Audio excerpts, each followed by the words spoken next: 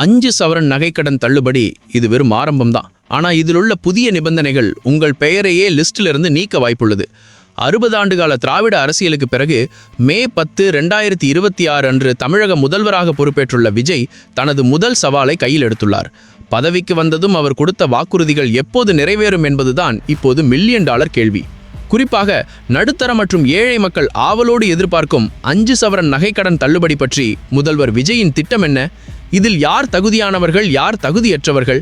இதோ ஒரு முழுமையான விளக்கம். பொதுவாக நகைக்கடன் தள்ளுபடி என்றாலே எல்லோருக்கும் கிடைத்துவிடும் என்று நாம் நினைக்கிறோம். ஆனால் இதுதான் மிகப்பெரிய தவறு.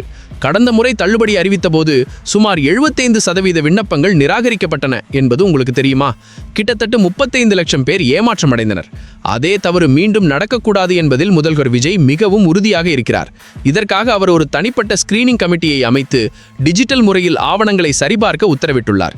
இந்த திட்டத்தில் உள்ள மிக முக்கியமான நிபந்தனை என்னவென்றால், ஒரு நபர் ஒரு கூட்டுறவு வங்கியில் வைத்திருக்கும் நகை மட்டும் கணக்கில் எடுத்துக்கொள்ளப்படாது. தமிழகத்தில் உள்ள அனைத்து கூட்டுறவு வங்கிகளிலும் சேர்த்து அந்த நபர் எவ்வளவு அடகு வைத்திருக்கிறார் என்பதுதான் பார்க்கப்படும். உதாரணத்திற்கு, ஒரு வங்கியில் 3 சவரன், மற்றொரு வங்கியில் 3 சவரன் வைத்திருந்தால் மொத்தம் 6 சவரன் ஆகிவிடும். இதனால் உங்களுக்கு தள்ளுபடி கிடைக்காது. அது மட்டுமில்ல, நகையின் எடையில் கற்களின் எடையை கழித்துவிட்டு சொக்க தங்கத்தின் எடை 40 கிராமுக்குள் இருக்க வேண்டும் என்பதும் ஒரு முக்கிய விதி.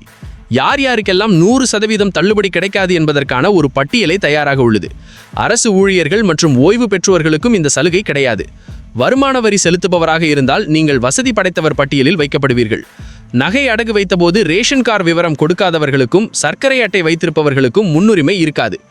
5 ஏக்கருக்கு மேல் நிலம் வைத்திருக்கும் பெருநில விவசாயிகள் மற்றும் கூட்டுறவு சங்க ஊழியர்களின் உறவினர்களுக்கும் இதில் தள்ளுபடி வழங்கப்பட மாட்டாது. இதுபோக மார்ச் 31, 2026க்கு முன்னதாக வாங்கிய கடன்களுக்கு மட்டுமே இந்த தள்ளுபடி பொருந்தும் என எதிர்பார்க்கப்படுகிறது.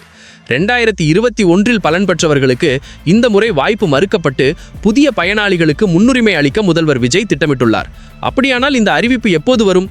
முதல்வர் பதவியேற்றதும் கையெழுத்திட்ட 3 முக்கிய கோப்புகளில் இது ஏன் இடம்பெறவில்லை? இதற்கு பின்னால் ஒரு பெரிய பொருளாதார கணக்கு இருக்கிறது. முன்னைய ஆட்சியின் 10 லட்சம் கோடி கடன் சுமை பற்றிய வெள்ளை அறிக்கை ஜூன் அல்லது ஜூலை மாதம் சட்டமன்றத்தில் தாக்கல் செய்யப்படும்.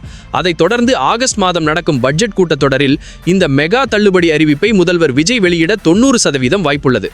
அரசின் 100வது சாதனையாக ஆகஸ்ட் இறுதியில் இந்த ஆணை வெளியாகலாம் என்று கோட்டை வட்டாரங்கள் தெரிவிக்கின்றன. நண்பர்களே, தமிழக அரசியலில் இந்த மாற்றம் ஒரு புதிய தொடக்கம். முதல்வர் விஜயின் இந்த நேர்மையான நிர்வாகம் பற்றி நீங்கள் என்ன நினைக்கிறீர்கள்? நகைக்கடன் தள்ளுபடி இன்னும் யாருக்கெல்லாம் கிடைக்க வேண்டும்? உங்கள் கருத்துக்களை கீழே கமெண்டில் சொல்லுங்கள். இது போன்ற உடனுக்குடன் செய்திகளை தெரிந்து கொள்ள சாக்சர் சேனலை தொடர்ந்து பாருங்கள். அறிவிப்பு வந்த அடுத்த நிமிடம் உங்களுக்கு அப்டேட் செய்கிறேன். உங்களின் நகைக்கடன் ரசீது, ஆதார் மற்றும் ரேஷன் கார்டு விவரங்கள் சரியாக இருப்பதை இப்போதே உறுதி செய்து கொள்ளுங்கள். நன்றி, வணக்கம்.